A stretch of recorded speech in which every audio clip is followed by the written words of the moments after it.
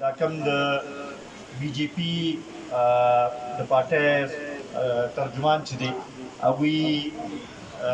د رسول الله صلی الله علیه وسلم په شان کې ګستاخي چې کومه کړې ده مونږ د هغې مذمت هم کوو او زما به دا درخواست دی د شبقدر ملګرو ته چې په دې باندې پکار دی چې یو احتجاج هم مونږ وکړو په چوک کې چې خپل د غم او د غصې او ځکه دا د ټولو مسلمانانو وروڼو ته دوی تکلیف را رسولی دی نو دې باندې پکار دی چې مونږ احتجاج وکړو او د دې مونږ باقاعده دلته نه ستاسو اجازت وي نو دې باندې یو قرارداد دلته کې مونږ دغه کوو چې د دې مونږ مذمت کوو تاسو ته منظور دی دا قرارداد دویم 4 کاله عمران خان تېر د ملک وزیر اعظم هم زمونږ صوبې کې خو تقریبا 9 کاله برابر شو چې څو پورې دې هلته کې هر څه ورته ټیک ښکاره کېده اوس چې کرسۍ نه لرې شو نو داسې قسمه بیانونه ورکوي چې یاره عمل په درې ټوک کړی شي زمونږ اټمي اساسې چې دي هغه په محفوظ لاسونو کې نه دي نو مونږ د دې مذمت کوو او مونږ دا ګڼو چې بای څو پورې چې ته اقتدار کې وي نو تا ته خو د عمل بیا محفوظ ښکاره کېدو اوس چې ته د هغې ځای نه لرې شي نو دومره غیر ذمهوار بیانونه چې ورکوي د هغې مونږ مذمت کوو مونږ دا ګڼو چې په دې 4 کاله کې کوم قرضو کې چې اضافه شوې ده کمې په ګرانۍ کې چې اضافه شوې ده د هغې ټوله ذمهواري د باندې راځي او د ده په نااهلۍ باندې راځي نو دې چې نه دې ځان بریو زما کولی نه شي او اوس چې جلسې کوي اول خو دا شکر دی چې زموږ صوبې نه لاړ واپس به نګاله ته ځکه چې ټول زموږ وسایل استعمالول او د پښتنو په اوږو باندې ټوپک ایښی او دا دغه چې دی هغه یې پښتانه ټول استعمالول د خپل د مقاصد لپاره دلته چې جلسې هم کوي مونږ ته دا سوال کوو چې ته په دغه جلسو کې خپله کارکردګي لږ مخکې بیان کړه 4 کاله تا هم تېر کړه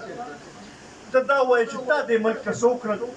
تا خاص کر زمونږ دې صوبې له دې څه وکړل دغې مونږ له جواب راکړه ځکه چې زمونږ د صوبې له ټولو کې زیات ممبران تا ته میلاو شوي نو د دې مونږ له جواب راکړه چې زمونږ صوبې له تا څه کړي دي زمونږ صوبې د عوامو لپاره تا څه کړي دي زمونږ د صوبې حقوقو په حوالې سره تا څه کړي دي زمونږ صوبې له کم داسې لویه منصوبه تا راوړله چې موږ ووایو چې یاره او واقعي تا چې دی د دې صوبې خدمت کړی دی او تا د دې صوبې مسایل حل کړي دي بیا ورسره د موجوده حکومت باره کې مونږ که د پی ډي ایم حصه وو نو 2 خبرو په حوالې سره یو دا چې مونږ دا ګڼله چې 2018 کې چې کوم الیکشن چې و هغه ټیک الیکشن و اس الیکشن چې و مونږ دا غوښتلو چې واپس دلته کې جمهوري نظام بحال شي شفاف انتخابات داسې انتخابات چې په هغې باندې د ټولو اعتماد هغه انتخابات کې وشي او سره د آئین لاندې چې د هر ادارې کم دار اختیار دی چې هغې ته کار کولو پوره اجازت دا زموږ یو بنیادي مقصد و دویم زموږ دا مقصد و چې عمران خان نااهله او د هغه د نااهله حکومت په نتیجه کې عوامو باندې ډېر بوج اچول کېدو لګیا د ګرانۍ په شکل کې د بېروزګارۍ په شکل کې د قرضونو په شکل کې د لوډ شیډینګ په شکل کې موږ دا غوښتلو چې دا خلک دا عوام چې دي چې دا دغې مصیبت نه خلاص کړو او دوی ته ډېر ریلیف میلاو شي دا حکومت چې راغلی دی دوی هغه شان د ریلیف لپاره کوشش نه دی کړی موږ دا ګڼو چې په دې 10 ښځو کې 80 روپۍ ډیزل او پټرول کې اضافه چې دا بالکل انتهایی ظلم دی او دا موږ نامنظور کوو او دې باندې بالکل زموږ دغه نه دی دا د قوم سره زیاتی دی په دې باندې هم پکار دی چې موږ دغه وکړو چې احتجاجونه شروع کړو او سره کم لوډ شیډینګ هم چې شروع شوی دی په هغې باندې موږ دا ګڼو چې یاره د عوام د دې متحمل نه دي دوی دا 4 کاله د عمران خان د وجې نه تنګ شو او که اوس دا حکومت هم داسې کارکردګي دغه کوي نو بیا مجبوراً به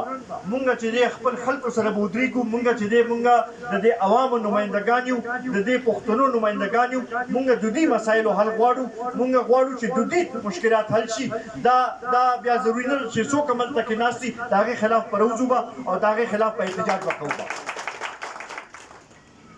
عزتمندو په دې سلسله کې اوسره اوس زما خیال دی موږ ته پکار چې د الیکشن تیاری شروع کړو، ځکه دا ماحول او دا دغه دې طرف ته روان دي چې الیکشن را روان دی او د هغې لپاره دا تنظیمونه چې دی دا ټولو کې اهم ضرورت دی.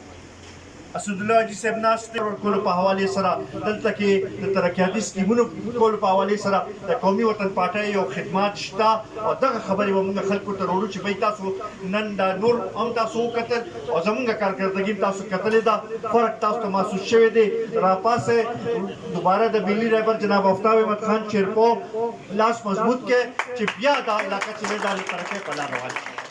زه عزتمندو ستاسو نور ډېر ټایم نه اخلم، په دې باندې معذرت هم کوم چې لږ لیټ شوم، خصوص دواګانې په لاره خو زه به داسې هر یو څو 10-15 ورځو پسته د تنظیمان به هم لږ ټایمو ملګرو ډېر زیات مشکور یم، د شاهد خان خصوصا ډېر زیات مشکور یم چې دا موقع راکړه چې دلته کې راشم تاسو سره دا یو څو خبرې وکړم. انشاءالله دې سره کوشش دا کول دي چې مونږ د یوت تنظیمونه هم جوړ کړو، د سټوډنټس تنظیم چې دا هم جوړ کړو، د زنانو تنظیم هم جوړ کړو. فیاض خان ته به دا درخواست کوم وکیلانو کې تنظیم جوړېدی شي چې دغه هم جوړ کړو. دا سیسټم چې ده چې زموږ وینګز هم چې دی چې دا مو سره کمپلیټ شي نو بیا به دا سیسټم مخکې روانېږي به. زه یو ځل بیا ستاسو مشکور یم، ډېره مهرباني.